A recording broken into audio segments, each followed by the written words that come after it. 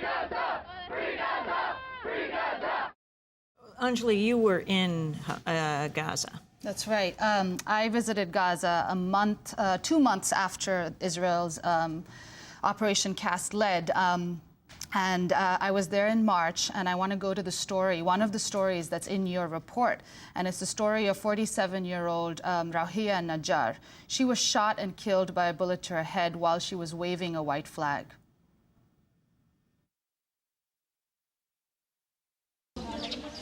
I visited the village of Gaza in March of this year, nearly 2 months after the killing of Rawhiya Najjar. I met 23-year-old Yasmina Najjar, who was walking right next to Rawhiya and was shot in the arm and the leg. On the morning of January 13th, Rawhiya had led a group of women out of their heavily shelled neighborhood. Yasmin described what happened as they walked toward the village center waving white flags. Do you see that red door over there with the opening above the door?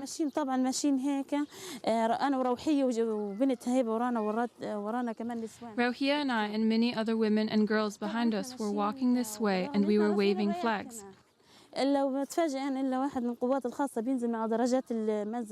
Suddenly, we saw one of the Israeli special forces come down the stairs from Faris's house. And as we reached this point, it seemed by the way he was standing that he was aiming his gun at us. I took one step forward and saw a bullet hit Rawhiya right near her ear. Rawhiya fell down. Here, this is where she fell. I was here. Look, you can still see Rawhiya's bloodstains. I was here and Rawhiya was over here. I also spoke to Rawhiya's 15-year-old daughter, Hiba Najjar, who watched as her mother was shot and killed. The Israelis told us to leave and come towards the center of the village. So we left for the village center, and as we were walking, special forces who were in Faris Najjar's house shot my mother in the head. I wanted to bring her back from there, but our neighbors and friends were nervous for my safety. I think her body lay there from about 8 in the morning till 8 at night. People in the Najjar neighborhood were outraged that a group of unarmed women and children carrying white flags were targeted by the Israeli army. احنا قدامهم بالرايات رغم ان احنا ماسكين الرايات قدامهم الحل الواحد قال لي ماسكين الرايات قدامهم صوب علينا النار يعني ما ايش معناه هذا. They fired at us even though we were holding white flags. What can that possibly mean? They meant to kill us. Their shots were intentional, as if they wanted to take revenge on us. We had children, we were waving white flags, but it was useless. Another neighbor and eyewitness, 31-year-old Imana Najjar, echoed Yasmin's sentiments as she spoke to me from the remains of her relative's home, burnt out by white phosphorus the day before Rawhiya was killed.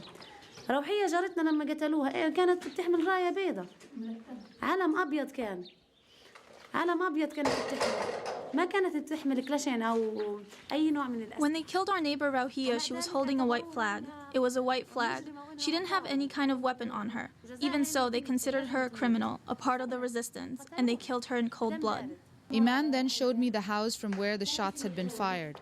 She pointed out a hole in the wall with a direct view of the spot where Rawhiya and Yasmin had been shot. كانت روحية جاية بالأعلام البيضاء من هناك ضرب على فورا على المكان. Rawhiya was coming from there waving a white flag. One soldier was looking out from here and another went down and fired a bullet that directly hit Rawhiya. She fell to the ground, but we couldn't get to her. We tried several times to rescue her, but we couldn't because there was still heavy fire coming down on us. That was Imana Najjar from the village of Gaza in Gaza, where describing the shooting and killing of Rawhiya and Najjar. I want to turn to another clip from another story that's also in the Human Rights Watch report. This is the story of Khalid Abed Rabbo, whose 2 daughters, aged 2 and 7, were killed in front of their home in Azbat Abed Rabbo in Jabalia. Khalid Abed Rabbo took me to the spot where his daughters were killed when I visited Gaza in March of this year. في 7/1 بالضبط يعني كان يوم 4 الجيش الإسرائيلي عمل الموقع الجيش هذا الأمام كواد زعق عليه بالميكروفون. January 7th, it was a Wednesday. The Israeli army ordered us over a megaphone to leave our houses. احنا يعني طلعنا من البيت جبنا اللي هو رايات بيضاء ورفعنا الرايات البيضاء اللي أنا وأمي. We came out holding white flags. My wife, my mother, and my 3 daughters, and I holding white flags. هذا المكان اللي احنا واقفين فيه وقفنا لمدة 7 دقائق واحنا رافعين الرايات البيضاء بننطر منهم إنه ندخل البيت أو نخرج. We exited our house from there and came to this very spot. We stood at the spot for 7 minutes, waving flags, waiting to see if they would let us enter our house or go somewhere else. كان بياكل شيبس وواحد كان بياكل شوكولاتة. انتظرنا يعني مدة إنه 7 دقائق إنه يقولوا لنا شيء ما حكوش معانا. بنتفاجئ. There was a tank there with 2 soldiers sitting on top of it. One was eating chips and the other chocolate. For 7 minutes we stood there without talking. Then suddenly, one emerged from the tank and fired at the children. My daughter Emil, she was 2 years old, her intestines fell out. My daughter Saad, age 7, was also shot.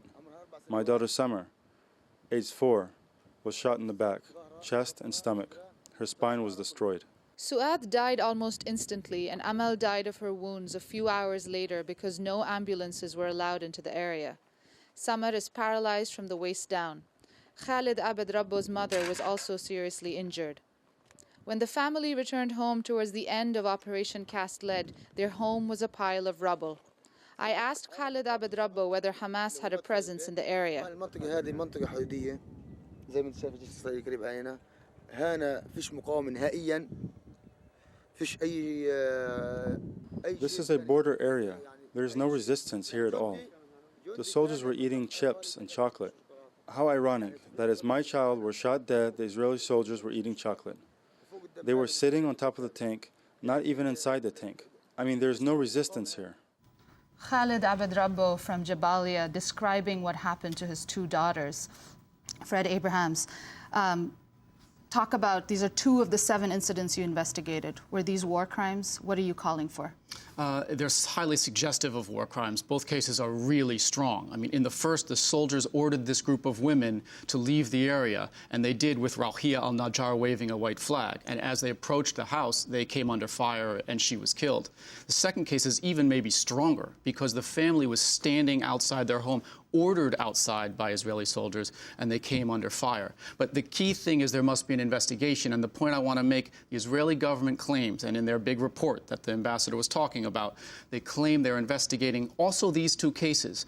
1 week ago, we called these 2 families and asked them a simple question. Has anyone from the Israeli military or government contacted you to ask the basics of what happened to your family? The answer from both families was no. So I want to place serious doubt under the claim that this is an investigation. How much can they really be looking at it if they don't ask the victims themselves?